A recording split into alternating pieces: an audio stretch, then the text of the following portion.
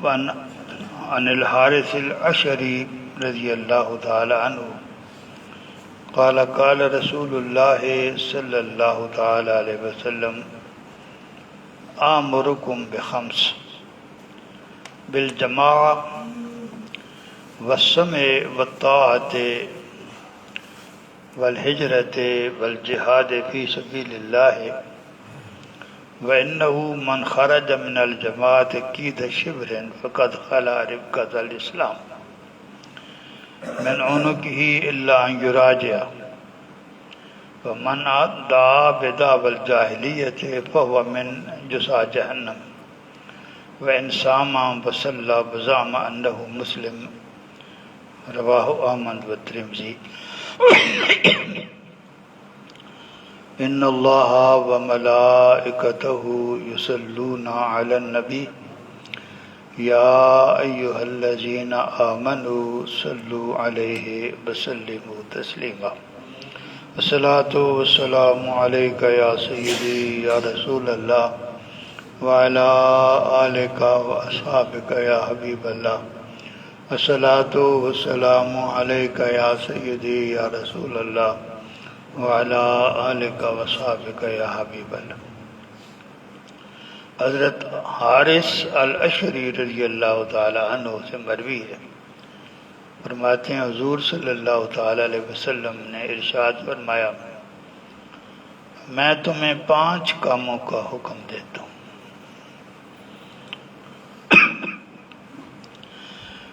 5 کاموں کا حکم دیتا ہوں۔ پہلا کام کیا ہے؟ الجماع، جو مسلمانوں کی جماعت ہے، امت ہے، جو امت کے ساتھ اپنے آپ کو منسلک رہو، امت سے علیحدگی اختیار نہ کرو۔ ہم تو جماعت کا معنی مختصر دیتے ہیں، یہ بھی جماعت ہے، لیکن یہ چھوٹے پیمانے پہ جماعت ہے۔ جب آپ دن کے کچھ اوقات میں سارے مسلمان مل کر اپنے رب کی حضور حاضری دیتے ہیں، یہ جماعت ہے، لیکن یہ چھوٹے لیول پہ جماعت ہے۔ بڑے جماعت پر یہ ہے کہ اللہ تبارک و تعالی مسلمانوں کو اکٹھا کرتا ہے، ان کی ایک قوم بناتا ہے، ایک ملت بناتا ہے۔ کنتم خیر امت اخرجت للناس، تم وہ قومیں جو دنیا میں ظاہر کی گئی ہیں، تم ان میں سے سب سے اچھی قوم ہو۔ اور کیوں اچھی قوم ہو؟ تأمرون بالمعروف وتنہون عن المنکر، تم لوگوں کو اچھائیوں کا حکم دیتے ہو، برائیوں سے روکتے ہو۔ اللہ تبارک و تعالی دنیا میں یہ جماعت قائم کرنا چاہتا ہے، اور جو لوگ اس جماعت کی مضبوطی میں استعمال ہوتے ہیں، اپنا وقت اپنی صلاحیتیں استعمال کرتے ہیں، وہ اللہ تعالیٰ کو بہت محبوب ہے۔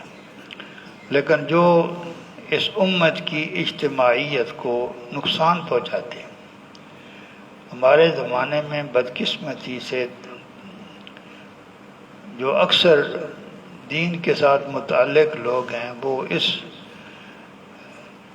اجتماعیت کو ختم کرنے کا باعث بنتے ہیں۔ ان کو احساس ہوتا ہے یا نہیں ہوتا؟ ہمارا دین تو اتنا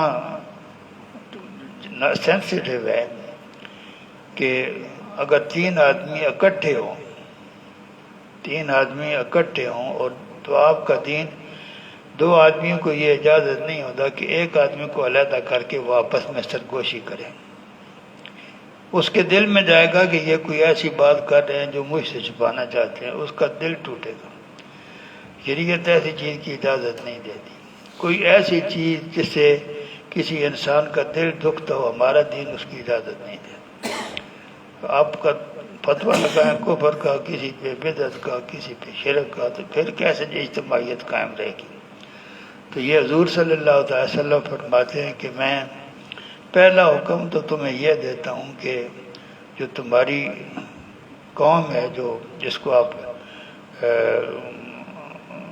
میجارٹی آپ کہیں گے اس زمانے میں، جس راستے پہ پوری قوم اجتماعی طور پر چل رہی ہے، تم نے اسی پر چلنا ہے، اس سے علیحدہ راستے پر نہیں چلنا، اس کے ساتھ رہنا۔ دوسرا جس بات کو حکم دیتا ہوں وہ یہ کہ سنو اور اطاعت کرو۔ تو یہ اللہ تعالیٰ نے وضاحت فرما دی کہ اطیعوا اللہ و اطیعوا الرسول و اولی الامر منکم، تین ہستیوں کا حکم سننا بھی ہے اور اطاعت بھی کرنی ہے۔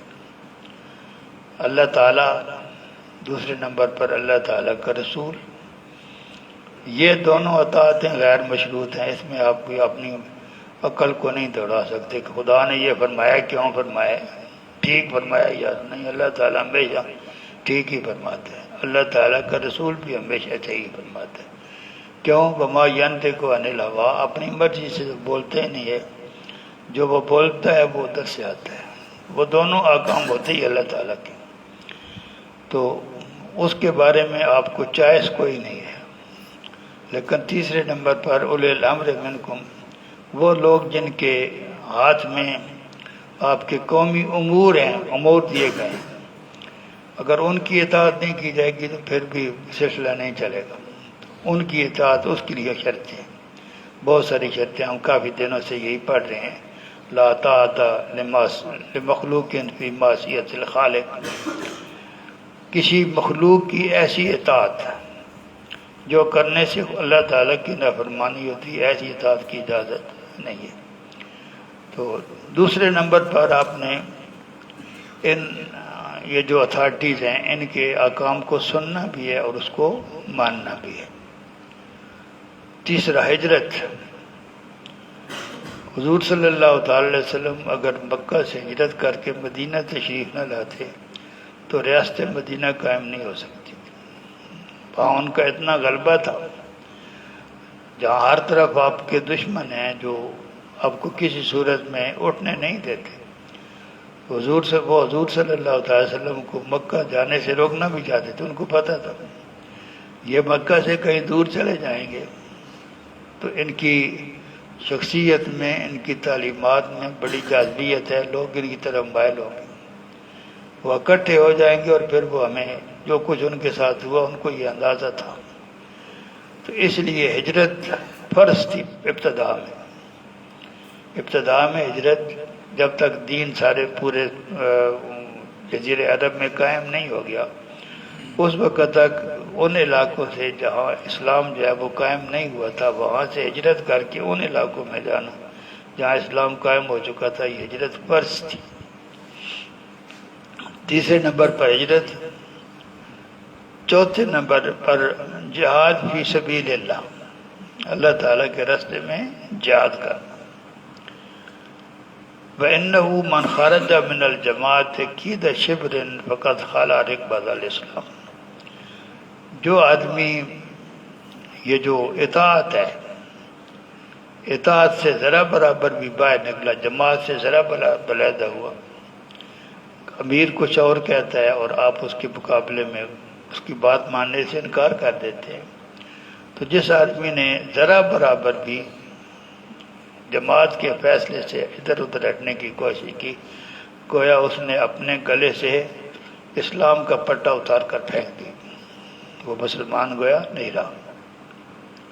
ہاں، غلطی، عارضی غلطی ہو جائے، آدمی پھر توبہ کر لے، واپس آ جائے، اس کو اللہ تعالیٰ معاف کر دیتا ہے، غلطیاں اللہ تعالیٰ معاف کرتا ہے، مستیاں معاف نہیں کرتی۔ اللہ تعالیٰ غلطیاں معاف کرتا ہے، مستیاں معاف نہیں کرتا۔ جب آدمی اصرار کرتا ہے پھر وَمَنْ دَعَا بِدَعْوَى الْجَاهِلِيَّةِ فَهُوَ مِنْ جُزَّاءِ جہنم، جو وہ باتیں کرتا ہے، ایسی باتیں کرتا ہے جو زمانہ جاہلیت میں کی جاتی تھی، یعنی حضور صلی اللہ تعالی وسلم کی تشریف آوری کے بعد مسلمان وہی بات کرتے تھے جس کی قرآن اجازت دیتا تھا۔ حضور قرآن کے آنے سے پہلے لوگوں کی اپنی باتیں تھی، قبیلہ جو ہے وہ اپنے قبیلے کے لیے انتقام لینے کی باتیں کرتا تھا، ظالم کا ساتھ دیتا تھا، بدکاری جو ہے وہ ڈنکے کی چوٹ ہوتی تھی، جوا جنگ ڈنکے کی چوٹ ہوتا تھا، شراب، تو جو وہ باتیں ان کو زندہ رکھنے کی کوشش کرتا ہے، فرمایا کہ وہ جہنم کا تل چھٹ ہے، جہنم کے نیچے جو عام جہنم بھی نہیں ہے، جو جنت کا سب سے برا درجہ ہے وہ ان میں شامل ہے۔ خواہ وہ روزے رکھتا رہے، نمازیں پڑھتا رہے، اپنے آپ کو بہت بڑا مومن کہتا رہے، لیکن جو آدمی دین سے جماعت سے ذرا برابر بھی علیحدہ ہوتا ہے وہ دوزخی ہے، اس کا دین کے ساتھ کوئی تعلق نہیں ہے۔ اس حدیث پاک کو امام احمد اور امام ترمذی نے روایت کیا۔ وعن زیاد ابن قصیب الادبی قال كنت مع ابی بکر تحت منبر ابن عامر وهو يخطب وعليه ثياب رقاق فقال ابو بلال انظروا الى اميرنا يلبس ثياب الفساق قال ابو بکر اسكت سمعت رسول الله صلی اللہ علیہ وسلم یقول من احان سلطان اللہ فی الارض احانہ اللہ، رواہ ترمذی وقال ھذا حدیث حسن غریب۔ زیاد بن قصیب الادبی فرماتے ہیں ایک روز میں حضرت ابو بکر کے ساتھ تھا اور ہم ابن عامر کے منبر کے ساتھ بیٹھے تھے اور وہ خطبہ دے رہے تھے۔ ابن عامر انہوں نے باریک کپڑے پہنے ہوئے تھے، تو ابو بلال کہنے لگے ہمارے امیر کو دیکھو، یہ فاسقوں والا لباس پہنے ہوئے۔ فاسق گناہ گار کو کہتے ہیں۔ اللہ تعالیٰ کے حکم کا پر عمل دو چیزیں ہوتی ہیں، ایک اللہ تعالیٰ کا حکم ہے، اس کا انکار کوئی کہے میں نہیں مانتا۔ ایک آدمی اللہ تعالیٰ کے حکم کے بارے میں کہتا ہے میں نہیں مانتا، وہ کافر ہے۔ کوئی آدمی کہتا ہے نماز نہیں پڑھتا، وہ کافر ہے، وہ مسلمان نہیں ہے۔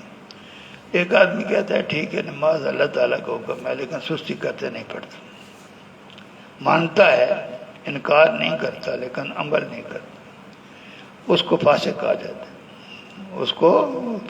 جاتا ہے۔ تو فرمایا دیکھو ہمارے امیر نے فاسقوں والا لباس پہنا ہوا ہے۔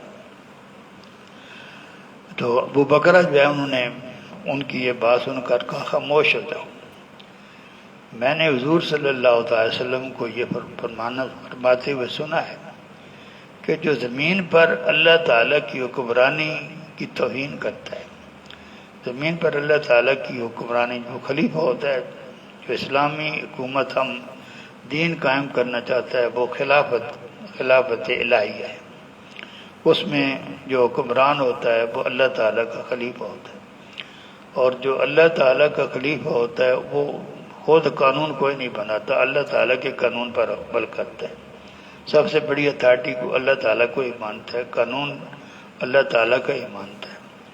تو اس کی دنیا میں اگر اس توہین ہوگی تو وہ اس کو اللہ تعالیٰ اپنی توہین سمجھے گا۔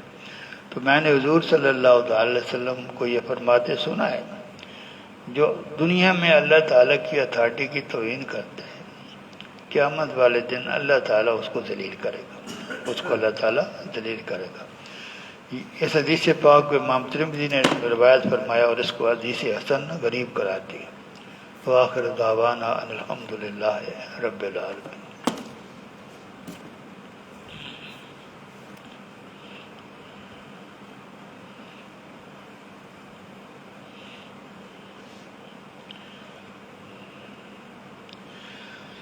کچھ چیزیں آپ نماز پڑھ رہے ہیں، کچھ ایسی سچویشن کریٹ ہو جاتی ہے کہ آپ کے لیے نماز توڑنا واجب ہو جاتا ہے، کچھ ایسی ہے کہ نماز واجب تو نہیں ہوتا، آپ کے لیے نماز کو توڑنا جائز ہو جاتا ہے۔ یہاں ان چیزوں کا ذکر ہے، کہاں نماز کو توڑ دینا واجب ہے، کہاں نماز کو توڑ دینا جائز ہے۔ اگر کوئی آدمی نماز پڑھ رہا ہے اور کوئی کسی پہ ظلم ہو رہا ہے اور مظلوم اس آدمی کو آواز دیتا ہے میری مدد کرو، تو جو مظلوم ہے اس کی مدد مانگنے پر اس کی مدد کے لیے نماز کو توڑنا واجب ہے۔ مظلوم کی مدد کے لیے نماز کو توڑنا واجب ہے، لیکن اگر والدین میں سے کوئی بلائے ویسے مجبوری کی وجہ سے نے ویسے نہ بلایا تو اس صورت میں نماز توڑنا واجب نہیں۔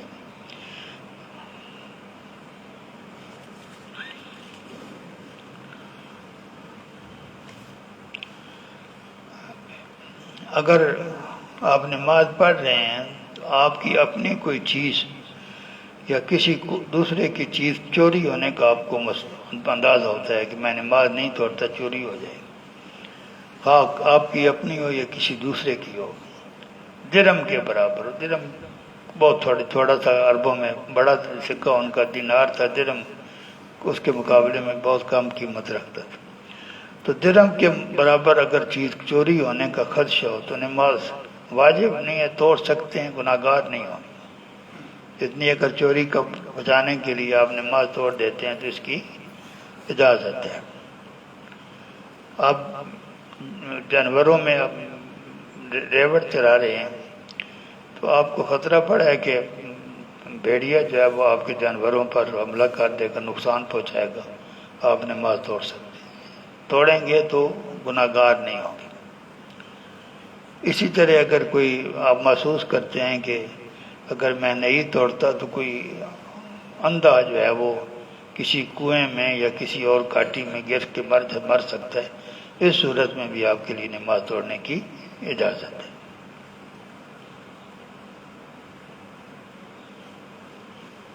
باقی انشاءاللہ کل کریں گے۔ آخر دعوانا ان الحمدللہ ہے۔